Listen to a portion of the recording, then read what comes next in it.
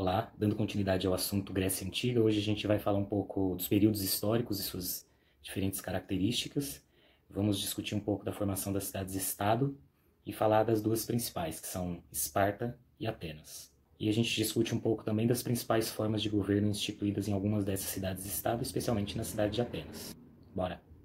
A gente pode dividir a história da Grécia Antiga em 5 grandes períodos. São eles: período pré-homérico, que vai de 2800 a 1100 a.C., é nesse período em que há a formação da civilização cretense e posteriormente da civilização creto-micênica. E é no final desse período que os dórios acabam dominando partes da civilização creto-micênica, provocando um processo de dispersão da população, fazendo com que haja uma decadência cultural. Posteriormente vem o período homérico, que vai de 1100 a 800 a.C.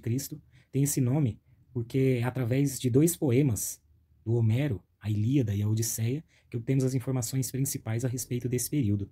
A Ilíada trata da Guerra de Troia e a Odisseia trata do retorno de um de seus principais heróis, Ulisses, também conhecido como Odisseu, para sua cidade natal, a ilha de Ítaca. Dentro desse período, economicamente, a Grécia passa a se organizar em pequenas unidades familiares, conhecidas com o nome de genos. Tem como líder principal uma figura masculina, que é conhecida como pater, e o que dá unidade a esses genos são os laços familiares. O pater reúne as funções de chefe militar, administrativo e religioso, e ele é proprietário das terras e de tudo o que há dentro.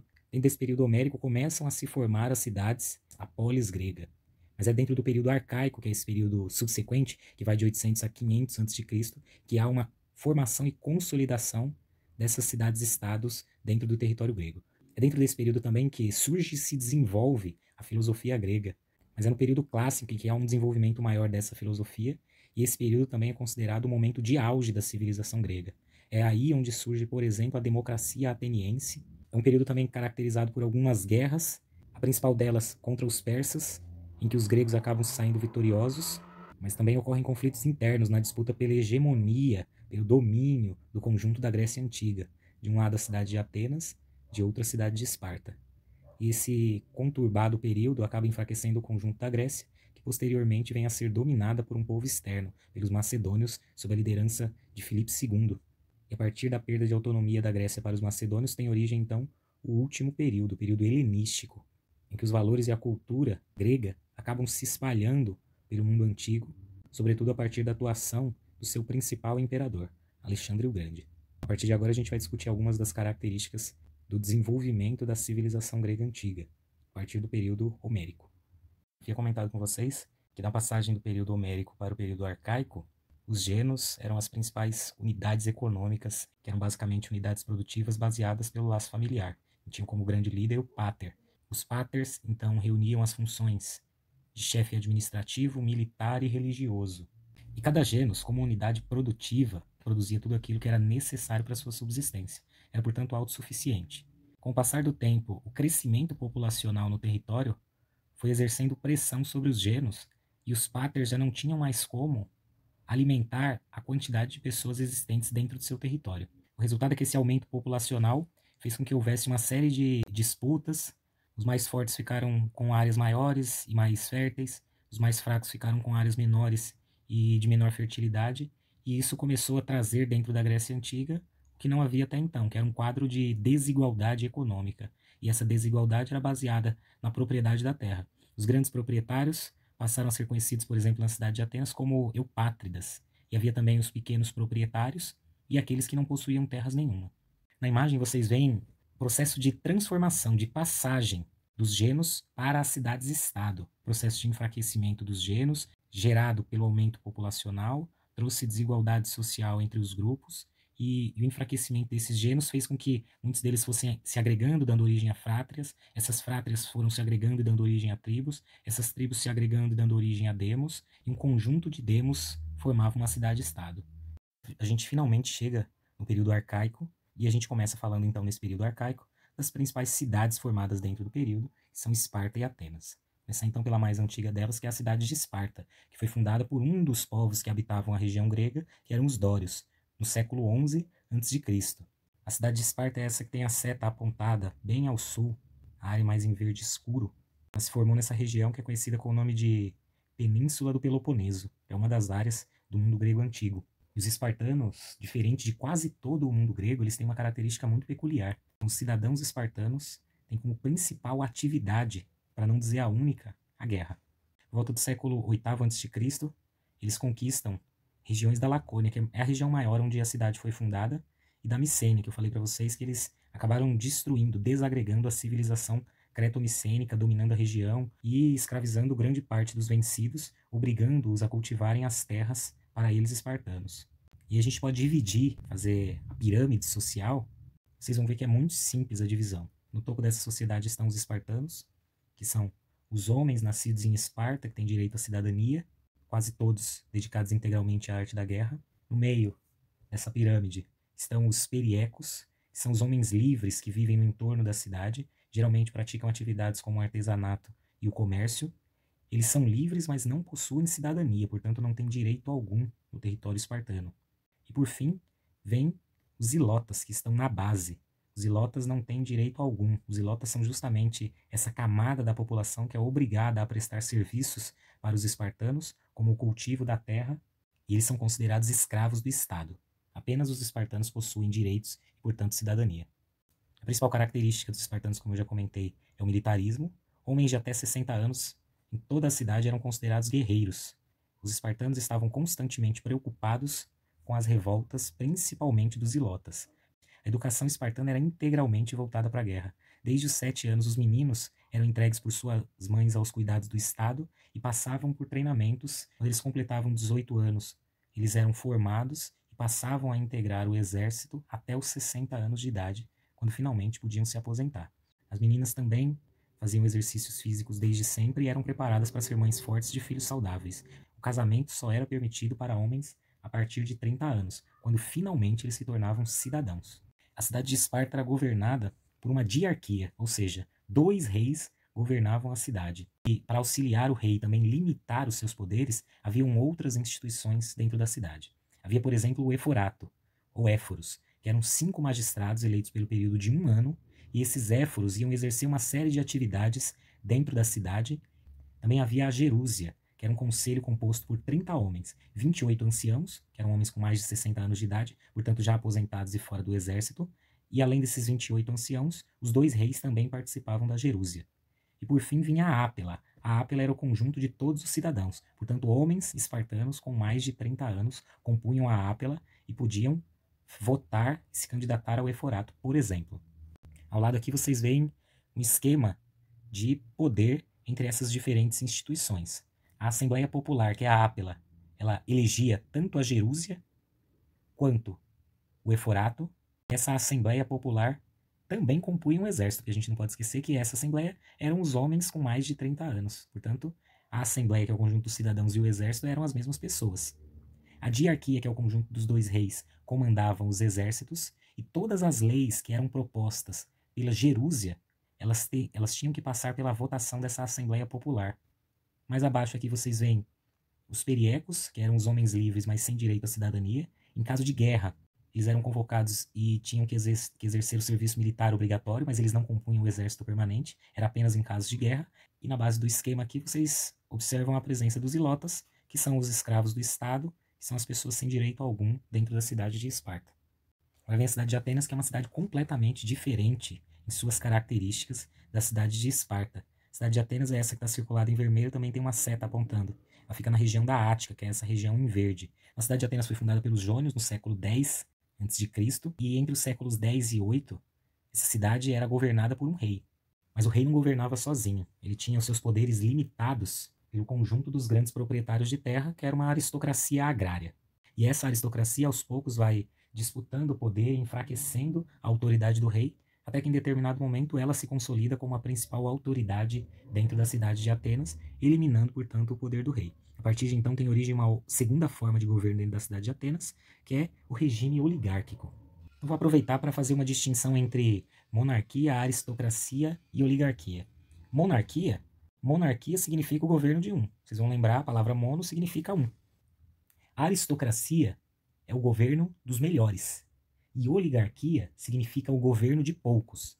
Então, em Atenas, a partir do momento que o rei foi destituído do poder, e essa aristocracia, que é um conjunto pequeno de pessoas, passou a controlar a política dentro da cidade, passou então a ser governada por um regime oligárquico. Oligarquia, governo de poucos. Quem constituía essa oligarquia eram os grandes proprietários de terra, a aristocracia agrária. E a palavra aristocracia significa o governo dos melhores. E a oligarquia, que já era dos grandes proprietários de terra, vai concentrando mais terras. Ela controla as principais instituições, controla a justiça. Então, em todas as disputas que houverem entre pequenos e médios proprietários e os grandes, esses grandes que já controlam a política na cidade vão tomar decisões que favoreçam apenas ao seu grupo. E isso, com o passar do tempo, vai trazendo muitas dificuldades para os pequenos e médios proprietários, que endividados acabam se tornando escravos. Então a escravidão por dívida passa a crescer significativamente dentro do território ateniense ao longo do governo oligárquico. E esse processo de escravidão por dívidas vai gerando uma série de tensões sociais dentro do território, o que provoca uma série de revoltas dentro da cidade de Atenas. Aqui vocês veem uma representação da pirâmide social dos atenienses. No topo está aquela aristocracia, composta pelos grandes proprietários de terras, é conhecida com o nome de eupátridas. Os eupátridas, os grandes proprietários, os demiurgos, os artesãos e comerciantes, georgóis são os pequenos proprietários, os tetas são os sem terra, os despossuídos, mas homens livres, e na base da pirâmide social ateniense estão os escravos, em geral, pessoas que não conseguiram pagar suas dívidas e acabaram sendo escravizadas por conta disso. Além deles, compõem essa sociedade grega os estrangeiros que viviam no território, também à base de prática de comércio. Eles eram livres, mas não possuíam cidadania e eram conhecidos com o nome de metecos. Com o controle político muito rígido na mão da oligarquia, e essa situação de concentração de terras gerando desigualdade e muitas tensões sociais, a população passou a se revoltar cada vez mais e exigir mudanças. Essa pressão popular acaba fazendo com que muitos dos governantes dentro da cidade de Atenas tomassem medidas legislativas, criassem leis com foco na melhoria da condição de vida média da população para diminuir as tensões sociais. Em destaque nesse período, um governante chamado Solon, e o destaque dele se dá justamente na criação de várias leis. Ele foi o legislador mais importante dentro do período arcaico, decretou o fim da escravidão por dívidas, portanto isso diminuiu um tanto da tensão social, criou instituições políticas para a participação popular, como a bolé, a eclésia e a eleia. Então o que ele fez? Ele dividiu a cidade de Atenas em vários distritos, que eram conhecidos com o nome de demos. Cada um desses distritos elegiam 10 representantes. Como eram 50 distritos dentro da cidade de Atenas, formou-se então um conselho que reunia, em número de 500 no total, e eles compunham a bolé, que era um conselho administrativo responsável por tomar as principais decisões dentro da cidade. A eclésia era o conjunto dos cidadãos que votavam dentro dos demos para eleger essa bolé, e a eleia era uma espécie de tribunal popular. Os seus membros eram definidos periodicamente por meio de sorteio e funcionava como uma instituição para organizar a justiça dentro da cidade. O Solon também incentivou o comércio e o artesanato dentro da cidade, mas acabou não alterando a estrutura fundiária, ou seja, a estrutura da posse, da propriedade da terra. Mas o fim da escravidão por dívidas já foi um grande ganho e o Solon, conhecido como um grande legislador na cidade de Atenas, e é lembrado até hoje por isso. Dentro do período também, que a gente está falando do período arcaico, também houve o que a gente conhece com o nome de Revolução Hoplita. Hoplita era o nome dado aos principais soldados atenienses, aqueles que compunham a elite do exército ateniense. E a participação dos homens comuns nessas guerras fez com que surgisse um sentimento de solidariedade entre esses homens. E eles acabaram, nos períodos de paz, lutando contra os aristocratas que governavam a cidade e contribuíram para a conquista dos direitos iguais entre os cidadãos. E é justamente esse processo de luta, promovido pelos soldados atenienses em busca de direitos, que nós damos o nome de Revolução Hoplita, que foi um capítulo fundamental na busca da população ateniense por mais direitos que acabariam depois consolidando a democracia ateniense. Mas antes da consolidação da democracia, há um período em que Atenas é governado por alguns homens que acabam assumindo o poder e o concentrando em suas mãos. São os tiranos.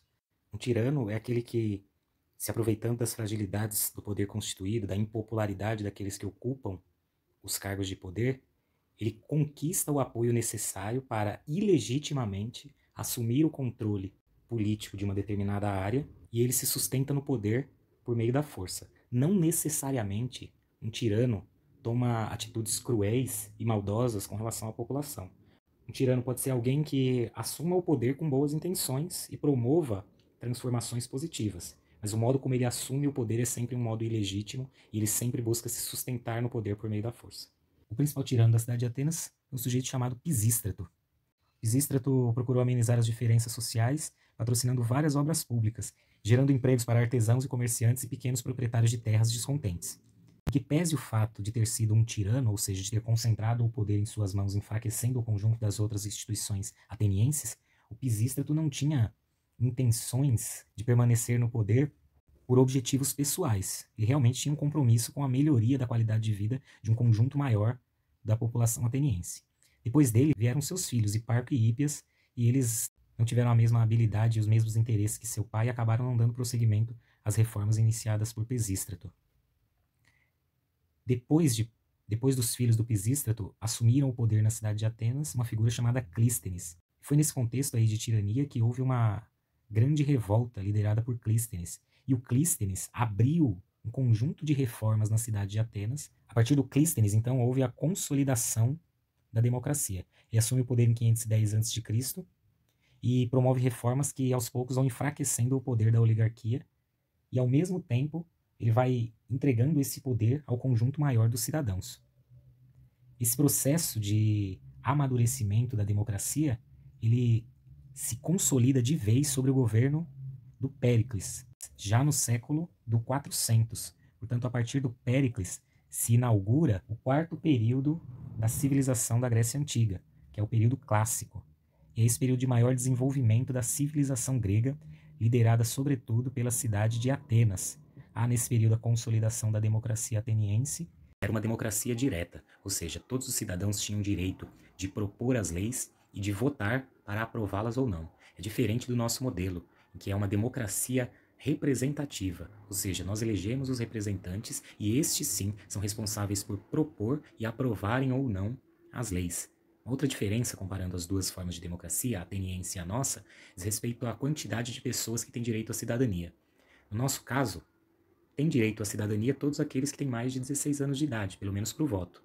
E para se candidatar aos mais diversos cargos, a partir dos 18 anos, algumas possibilidades já existem. Em Atenas, não. Apenas os homens livres, nascidos na cidade de Atenas, maiores de 18 anos, possuíam direito à cidadania. Estima-se que a população ateniense tinha por volta de 400 mil habitantes no século V a.C. e apenas 40 mil tinham direito à cidadania, ou seja, apenas 10% das pessoas na cidade tinham direito à cidadania, que, portanto, era uma democracia bastante excludente. E há também o florescimento maior da filosofia dentro de várias polis gregas, dentro de várias cidades-estado gregas, mas também com o protagonismo da cidade de Atenas. O Péricles foi uma figura tão importante no processo de consolidação da democracia ateniense, que o século em que ele governou, que é o século V a.C., que ele governou a cidade de Atenas por cerca de 30 anos, foi conhecido como o século de Péricles. E ao longo do governo do Péricles, que as cidades gregas acabam entrando em guerra, uma série de conflitos contra os persas, estão passando por uma profunda fase de expansão, e os gregos acabam enfrentando e vencendo, levando a melhor contra os persas, nesse período em que Atenas era governada por Péricles. Mas das guerras médicas entre gregos e persas a gente fala no próximo vídeo. Bom, é isso. No próximo vídeo nós ainda discutiremos algumas questões dentro do período clássico, a ocorrência de algumas guerras, e a gente discute o período final da Grécia Antiga, que é o helenístico, e aproveitamos também para discutir as principais fases da filosofia grega antiga.